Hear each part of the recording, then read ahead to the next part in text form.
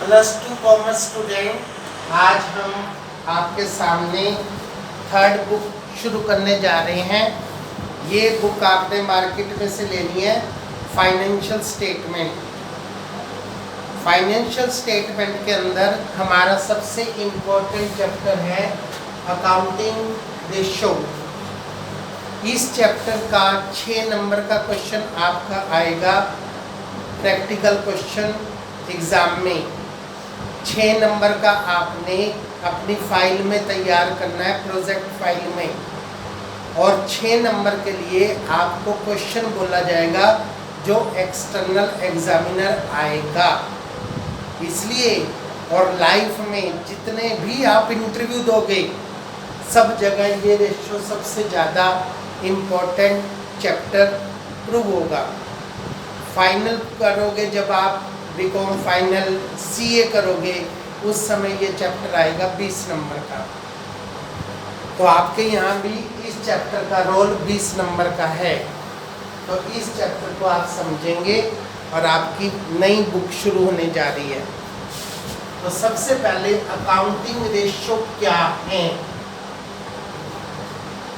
हमारे पास हमने +1 के अंदर फाइनल अकाउंट बनाना सीखा और फाइनल अकाउंट से हम किसी भी बिजनेस ऑर्गेनाइजेशन की फाइनेंशियल पोजीशन के बारे में जानते हैं।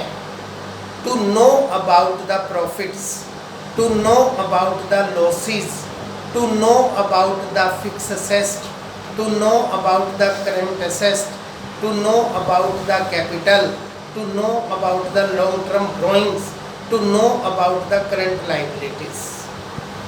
तो केवल आप ये जानकारी प्राप्त करना चाहते हैं, परंतु उसके बाद हम इस अकाउंट्स के अंदर उस स्टेटमेंट से जो हमने रिजल्ट निकाले हैं उनको हम डिफरेंट टाइप से एनालिसिस करेंगे और एनालिसिस करके उसके हम डिफरेंट रिजल्ट निकालेंगे।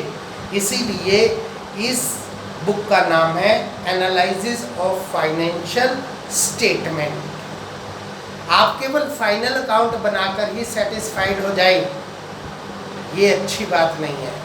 फाइनेंशियल स्टेटमेंट बनाने के बाद भी एक फाइनेंशियल मैनेजर को डिफरेंट टाइप की स्टेटमेंट तैयार करनी पड़ती हैं उसका पूरा एनालिसिस करने के लिए।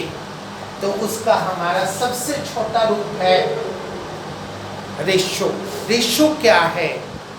2 आइटम्स के बीच में एक संबंध बनाना और इस बात का पता लगाना कि हमारे रिजल्ट क्या हैं। अब कई लोग पूरी बिजनेस की फाइनेंशियल स्टेटमेंट से यानी कि statement of profit and loss account और बैलेंस शीट में इंटरेस्टेड नहीं होते, ना ही उनको उसके बारे में नॉलेज होती। सपोज करो एक व्यक्ति है mister x, he is related with science, वो साइंस का स्टूडेंट है, आर्ट्स का स्टूडेंट है, उसे अकाउंट्स के बारे में कुछ पता नहीं, परंतु वो कंपनी के शेयर खरीदना चाहता है, कंपनी के डिवेंचर खरीदना चाहता है। उसका इन सारी बैलेंस शीट से कोई मतलब नहीं। वो केवल बैलेंस शीट की 2 आइटम को क्लिक करे जिसके साथ उसका संबंध है और उनको आपस में बीट करके डिसीजन ले कि मुझे शेयर खरीदने हैं या नहीं खरीदने हैं, डिवेंचर खरीदने हैं या नहीं खरीदने हैं। तो उसके लिए सबसे ज़्यादा हेल्पफुल होता है हमारा चैप्टर रेशो। डिफरेंट टाइप के लोगों के लिए डिफरेंट डिसीजन लेने के लिए ये हमारा रेशो बेनिफिशियल है। आप पैसे इन्वेस्ट करना चाहते हैं शेयर होल्डर के रूप में, डिवेंचर्स के रूप में, आपकी इंस्टीट्यूशन फाइनेंशियल इंस्टीट्यूशन है, बैंक है, आप कंपनी को लोन देने की सोच रहे हैं तो आप भी कंपनी के 2 आइटम को देखकर डिसीजन लेंगे। आप कंपनी के साथ संबंध रखना चाहते हैं कि कंपनी में माल सप्लायर किया जाए या नहीं किया जाए, you are the suppliers of raw material you are the suppliers of machinery, you are the suppliers of manpower, तो आप इन रेशो से डिसीजन ले सकते हैं कि हमें इसके साथ संबंध बनाना है या नहीं बनाना है। With the help of ratio आप लोग अगर कंपनी में एक एम्प्लॉई हैं, एक सुपरवाइजर, एक मैनेजर के रूप में काम कर रहे हैं और अब आपके सामने और कंपनी की अपॉर्चुनिटीज़ हैं, फिर आपने ये डिसीजन लेना होता है कि हम इस कंपनी में रहें या इस कंपनी को छोड़कर चले जाएं, तो भी आपकी रेशो हेल्प करता है। अगर आप लोग किसी भी तरह से कंपनी के साथ कोई भी संबंध बनाना चाहते हैं तो आपके लिए रेशो को समझना और आपको पूरी बैलेंस शीट में से कौन सी 2 आइटम की ज़रूरत है, इन बातों को समझना बहुत ज़रूरी है। अब 2 मदों के बीच में कंपैरिजन, उनके बीच में रिलेशन बनाना, ये रेशो है। अगर वो 2 आइटम एक ही साल की हैं तो आइटम क्या होंगी? डिफरेंट। अगर उनका ईयर डिफरेंट है तो आइटम क्या होंगी? सेम।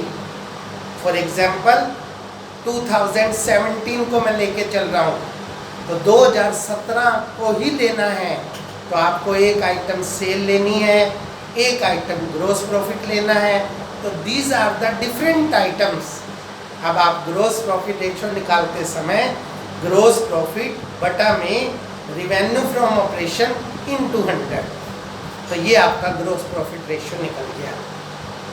परंतु आप 2017 और 18 2 सालों को लेके चल रहे हैं तो आप देखेंगे 2017 में आपकी सेल थी 5 लाख और फिर आपकी 18 में हो गई 10 लाख। तो दोनों आइटम सेम है बट ईयर क्या है? डिफरेंट।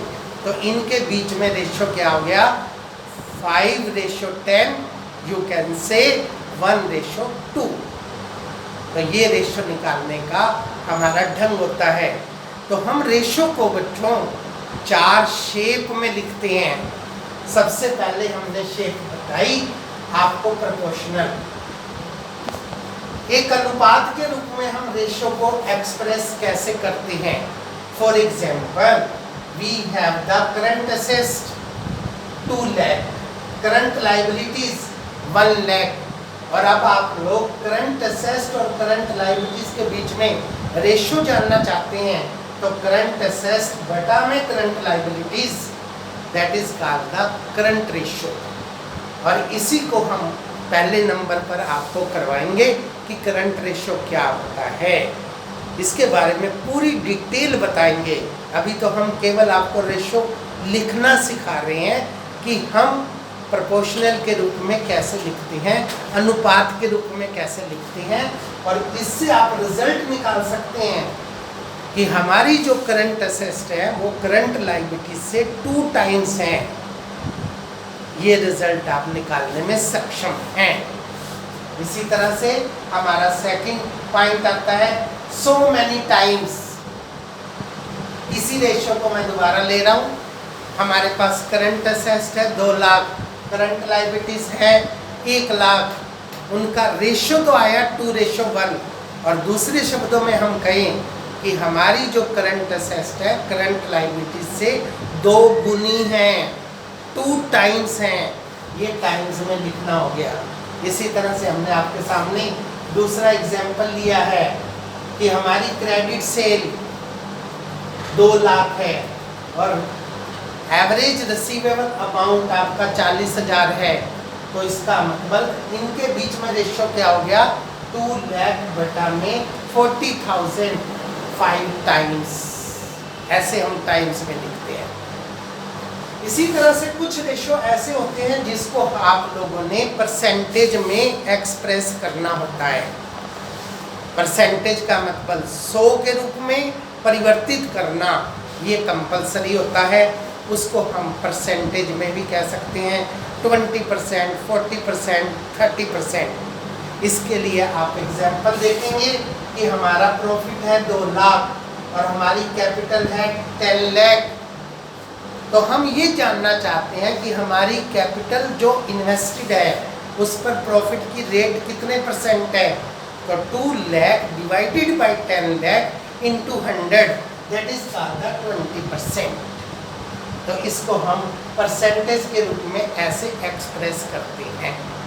फ्रैक्शन के रूप में इसी आइटम को हम कैसे करेंगे, 1/5।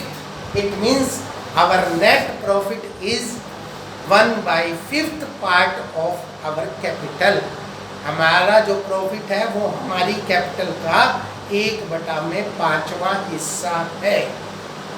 तो ये हमारी बुक आज से स्टार्ट हो गई है। इस बुक को आपने खरीदना है और इस बुक को बहुत अच्छी तरह से तैयार करना है। जितने भी प्रैक्टिकल बाहर लेने वाला एग्जामिनर आता है वो सारे के सारे आपके क्वेश्चन जो पूछता है वो इसी बुक में से पूछता है। प्रोजेक्ट फाइल जो आपको तैयार करनी है वो इसी बुक में से तैयार करनी है।